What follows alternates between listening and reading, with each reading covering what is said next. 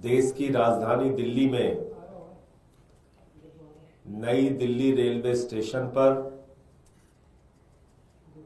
भारी संख्या में जो श्रद्धालु महाकुंभ स्नान के लिए जा रहे थे,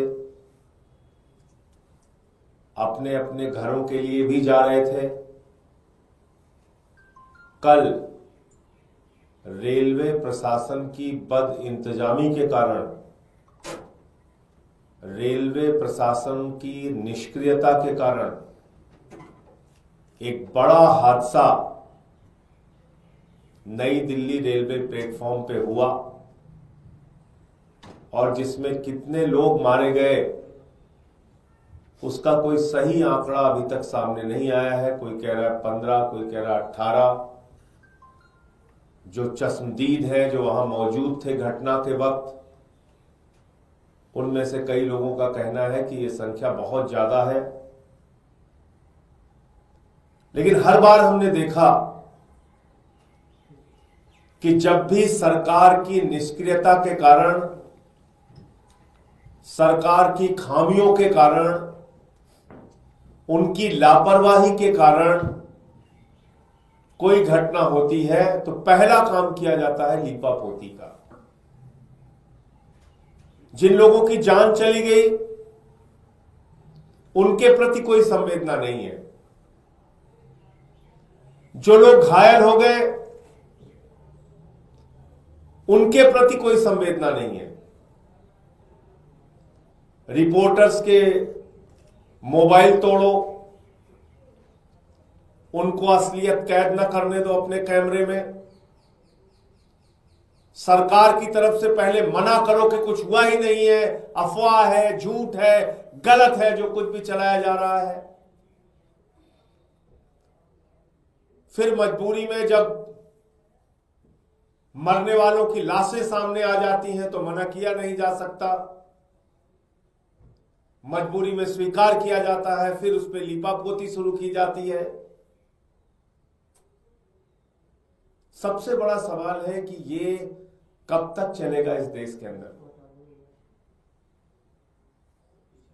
देश के रेल मंत्री की, देश के सरकार की जवाबदेही कब तय होगी? कितनी दुर्घटनाओं के बाद? पटरियों पे ट्रेन आपस में टकरा जा रही है, 3-3, 4-4 ट्रेन आपस में टकरा जा रही है, सैकड़ों की संख्या में लोग मर गए, उसको दबा दिया गया, भुला दिया गया। रोज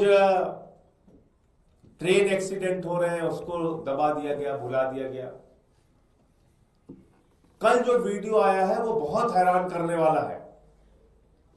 नई दिल्ली रेलवे प्लेटफॉर्म पे हजारों की संख्या में लोग दिख रहे हैं, हजारों की संख्या में। पूरा प्लेटफॉर्म भरा पड़ा हुआ है, लेकिन वहां रेलवे का प्रशासन नहीं दिख रहा है।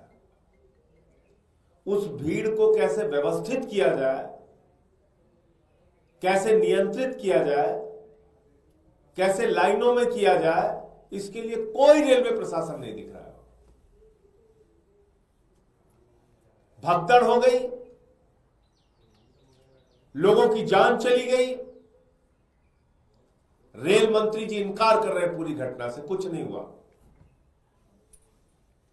दिल्ली के एलजी महोदय एक ट्वीट करते हैं, 29 मिनट बाद उस ट्वीट को एडिट करते हैं। आप ये करने के लिए बने हुए हैं। एक ट्रेन जो 12 नंबर प्लेटफॉर्म पे आनी थी, अनाउंसमेंट हुआ 16 नंबर प्लेटफॉर्म पे आएगी, और बताते हैं कि उसके कारण भी भगदड़ हुआ। असली वजह क्या है वो और डिटेल में, जब ऐसे ही घटना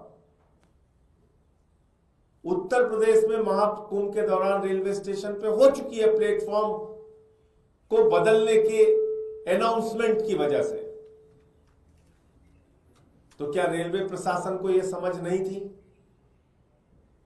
कि अगर इतनी संख्या में लोग इकट्ठा हैं और अचानक आप ट्रेन के बदलने का अनाउंसमेंट करेंगे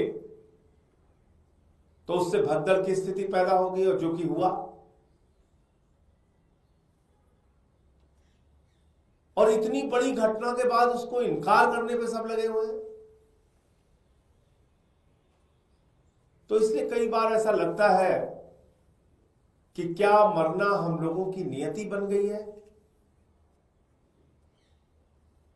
कभी नोटबंदी के बाद लाइनों में खड़े होके मरना है, कभी कोरोना की महामारी में मरना है,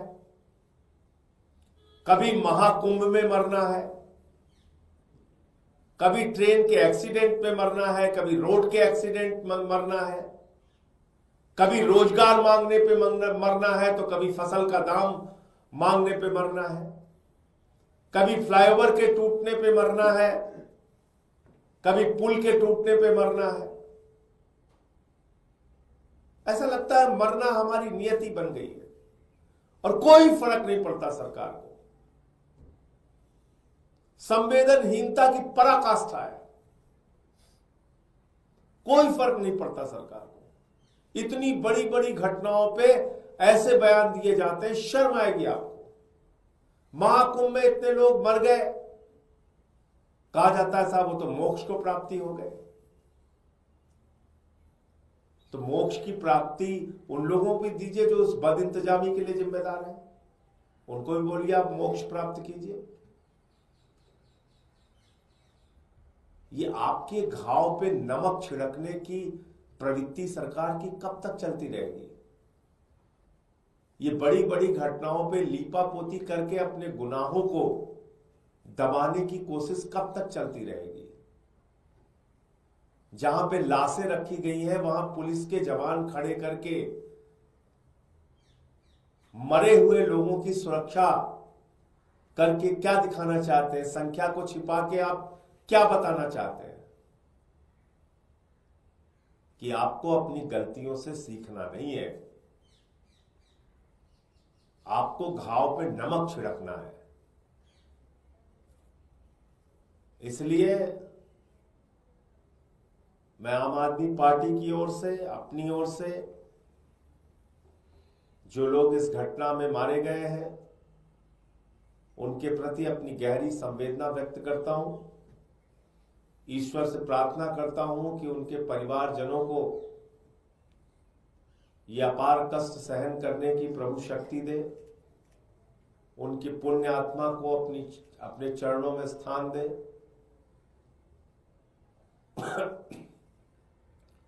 और इस सरकार को सद्बुद्धि दे कि कम से कम ऐसी घटनाओं पर संवेदनशीलता दिखाइए, उसको मना करने की, लीपापोती करने की, झूठ बोलने की प्रवृत्ति को छोड़िए और कुछ भी बोलने पर धर्म विरोधी बता देना, देश विरोधी बता देना, विपक्ष को गालियां देना, सोशल मीडिया पे कैंपेन चलाना, ये सब घटिया काम बंद कीजिए। इससे कुछ फायदा नहीं होने वाला है, ना आपका ना देश का। गालियां आप दे सकते हैं, कोई दिक्कत नहीं। हम लोग कुछ भी बोले, आप धर्म विरोधी बता दो, कुछ भी बता दो, करो आपकी मंशा यही है। लेकिन कम से कम ऐसी घटनाओं को रोकने के लिए ईमानदारी से प्रयास कीजिए। महाकुंभ में टेंटों में आग लगने की घटनाएं हो रही हैं, भगदड़ की घटनाएं हो रही हैं। 144 साल का आपने इतना बड़ा प्रचार किया कि पूरी देश दुनिया से लोग वहां पहुंचने लगे, लेकिन उसके हिसाब से इंतजाम कुछ नहीं किया। और 2014 में तो इस देश की जनता ने भगवान चुन लिया है, तो अब उनकी कोई आलोचना तो हो नहीं सकती, क्योंकि भगवान की कोई आलोचना होती नहीं। इंसान होते तो उनकी आलोचना की जा सकती है। उनके परिवारजनों को, जो लोग इस घटना में मारे गए हैं, सरकार को उचित मुआवजा देना चाहिए। देश के रेल मंत्री की जवाबदेही कब तय होगी ये बताना चाहिए, और कितनी घटनाओं का हम इंतजार करें, और कितनी मौतों का इंतजार करें, और कितने ट्रेन एक्सीडेंट्स का इंतजार करें, कब आखिर रेल मंत्री की जवाबदेही तय होगी। मुझे इतनी बात कहनी थी। आपको कोई प्रश्न पूछना हो तो पूछ सकते। आप ही जवाबदेही के नाम पे क्या मांग करें? कई विपक्षी पार्टियां कह रही हैं कि रेल मंत्री को इस्तीफा देने से लगातार ऐसी घटनाएं हो रही हैं। देखिए, विपक्षी पार्टियों के मांग करने से कोई फर्क थोड़ी पड़ता है। विपक्षी पार्टियां मांग करेंगी, वो कहेंगे 4 साल और रहना चाहिए। वो तो अगर उनको खुद से लगता है कि नहीं, रेल मंत्री से कुछ संभल नहीं रहा है, महाकुंभ में जो गाड़ियां जा रही हैं उसके दृश्य आप देखिए, एसी डिब्बे तोड़े जा रहे हैं, हिंसा की जा रही है प्लेटफॉर्म के ऊपर। ये घटना जो दिल्ली में हुई है, इसके पहले तो बहुत सारी घटनाओं के वीडियो सामने आए। तो रेल मंत्री जी की कोई जवाबदेही कब तय होगी, मैं तो इतना ही पूछ रहा हूं। इस्तीफा मांगेंगे तो इस्तीफा तो कहेंगे नहीं, अगर आम आदमी पार्टी वालों ने इस्तीफा मांगा है तो उसको तो 4 साल और रहना चाहिए। ये तो सबसे सुयोग्य व्यक्ति है। तो ये सरकार की मंशा है, तौर तरीका है काम करने का, उस पर आप क्या बोलेंगे?